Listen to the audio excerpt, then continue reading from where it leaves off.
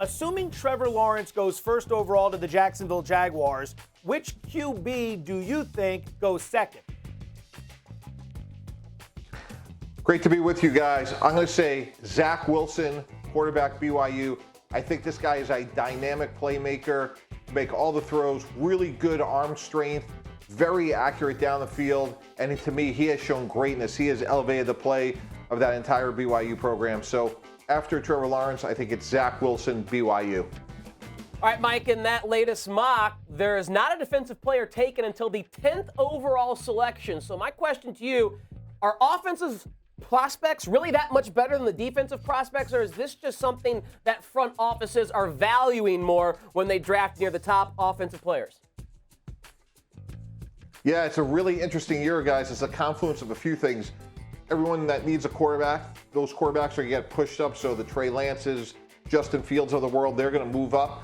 And there's a lot of uncertainty when you talk to teams around the league. Is it Greg Rousseau, the pass rusher from University of Miami? Is it a corner like Patrick Surtain from University of Alabama? There's not really a clear-cut defensive player that's sticking out. So it's a premium on the offensive playmakers like quarterbacks, a couple of receivers, and really the lack of a consensus of a dominant defensive player. So it's a little bit of both.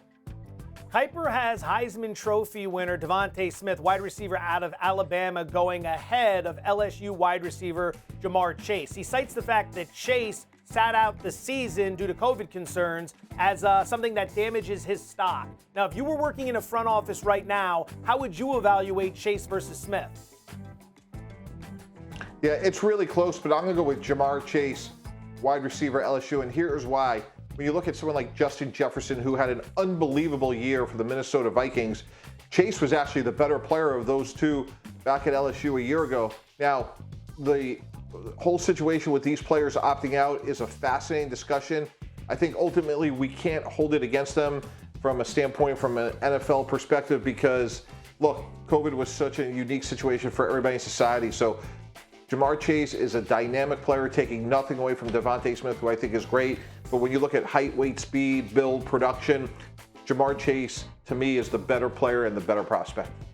Lastly, Mike, we were just talking about it, Joe and I, the running back position in the NFL, not valued like it once was a few decades ago. The consensus top two prospects, Travis Etienne out of Clemson, Najee Harris out of Alabama, are neck and neck to be first off the board. Which prospect do you give the edge to? Both great players, but I'm going to go with Travis Etienne from Clemson. And here's the difference. Etienne is explosive in the passing game, and we're talking about a premium in what we're doing in the passing game in the NFL. Etienne can score every single time he catches the ball. So they're both great runners. Both can go inside, bounce it outside. But the difference between the two is what Etienne can do in the passing game. And we talk about players like Clyde Edwards-Helaire, who won in the first round last year to Kansas City. I think in the right situation, Travis Etienne could come in and have an immediate impact at the next level. ESPN NFL front office insider Mike Tannenbaum, kind enough to join us here on Bet. Mike, we always appreciate the time and the insights. Thank you very much.